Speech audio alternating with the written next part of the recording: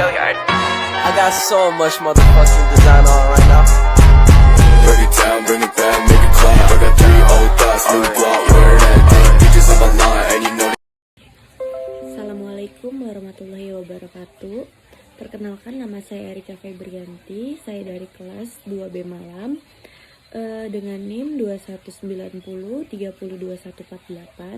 Di sini saya akan menjelaskan sedikit tentang buku kerja hasil saya sendiri. Buku kerja yang kedua yaitu membangun usaha yang lebih efektif dengan konsep bisnis kedai kopi. Nah, konsep bisnisnya di sini saya mengambil food and beverage atau coffee shop. Dengan penyusun konsep bisnis, saya Erika Febrianti. Langkah-langkahnya, yang pertama menentukan produk yang akan dibuat konsep bisnisnya. Indikator yang pertama, nama produk atau jasa diidentifikasi berdasarkan karakteristiknya. Nama produknya food and beverage atau kedai kopi. Indikator yang kedua, deskripsi produk atau jasa diidentifikasi dengan berdasarkan tuntutan pemangku kepentingan. Deskripsi produk atau jasa kedai kopi atau coffee shop merupakan salah satu bidang kuliner yang tidak akan pernah ada habisnya. Tidak akan pernah kehabisan peminat, khususnya anak remaja. Kedai kopi adalah sebuah tempat yang pada asasnya menyediakan minuman kopi ataupun minuman kombinasi yang lainnya, baik kopi maupun non-kopi, mocktail and cocktail. Nah, indikator yang ketiga, bentuk paket penjualan diidentifikasi berdasarkan kebutuhan pemangku kepentingan. Di sini ada bentuk paket penjualannya itu satuan, menjual berbagai menu kopi dan snack secara satuan. Kopi ada snack juga, itu dijual secara satuan. Nah, yang kedua, mengidentifikasi si target pasar. Nah, indikator yang pertama itu target pengguna atau klien diidentifikasi berdasarkan kemungkinan yang didapat penikmat produk atau jasa. Targetnya di sini ada target pengguna pemasaran massal, pemasaran yang tidak terdiferensiasi. Target utamanya untuk mencapai jumlah pelanggan potensial setinggi mungkin dengan memasarkan produk ke semua kalangan.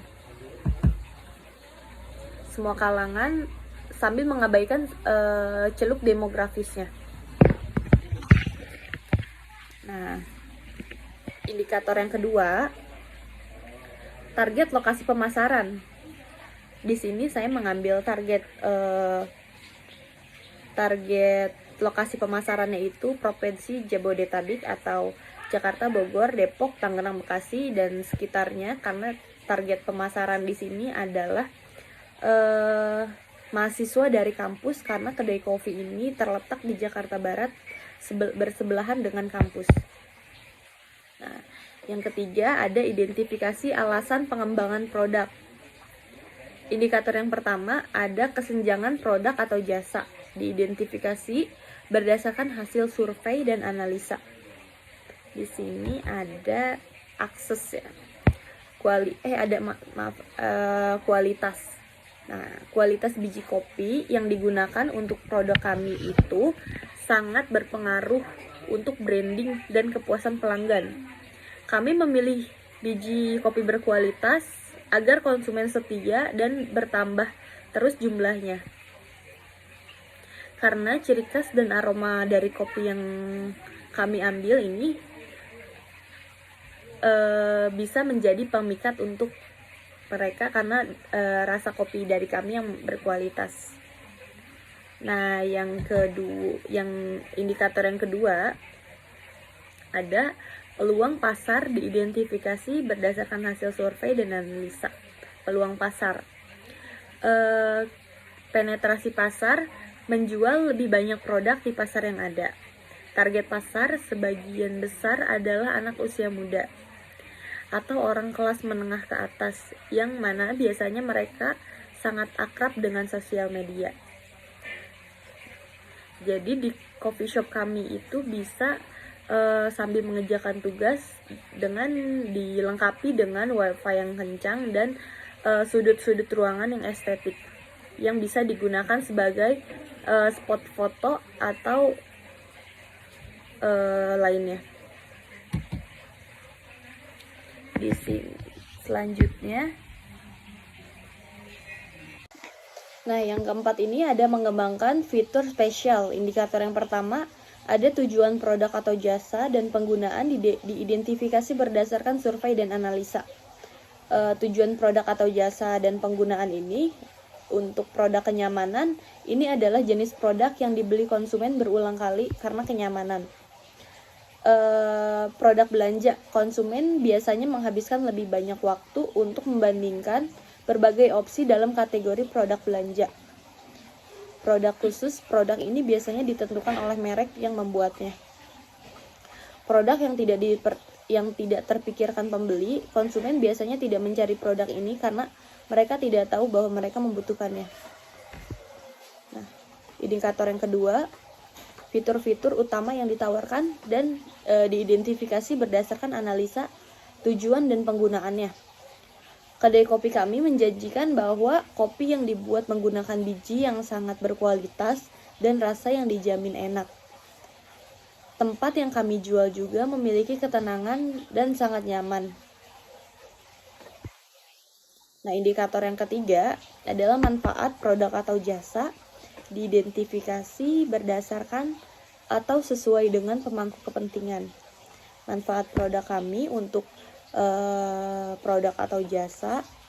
Nah, manfaat untuk kesehatan itu untuk menjaga kesehatan otak, menjaga kesehatan jantung, mengurangi resiko kanker, menjaga berat badan ideal, semua dengan catatan tidak diminum secara berlebihan dan harus diperhatikan waktu untuk meminum kopi tersebut. Tidak disarankan untuk meminum kopi setiap hari, apalagi sehari 3 kali 4 kali. Nah, di sini selanjutnya ada manfaat untuk kenyamanan. Tempat yang kami jual menggunakan AC dan kursi yang sangat nyaman serta wifi yang kencang, sehingga konsumen akan nyaman dalam mengerjakan tugas dan mengumpul bersama teman-teman. Nah, indikator yang keempat ada reliabilitas produk atau jasa diidentifikasi sebagai jaminan keberlangsungan pengembangan bisnis. Di sini ada area reliabilitas produk atau jasa, area bisnis utama. Kedai kopi kami terletak di Jakarta Barat, dekat dengan pusat pembelanjaan dan juga kampus, memiliki parkiran yang sangat luas sehingga mudah dijangkau. Nah, yang kelima ini ada mengembangkan tim manajemen. Indikator yang pertama ada personal branding tim konsultan, diidentifikasi berdasarkan portofolionya. Personal branding tim konsultan, di sini kita pengakuan masyarakat ya.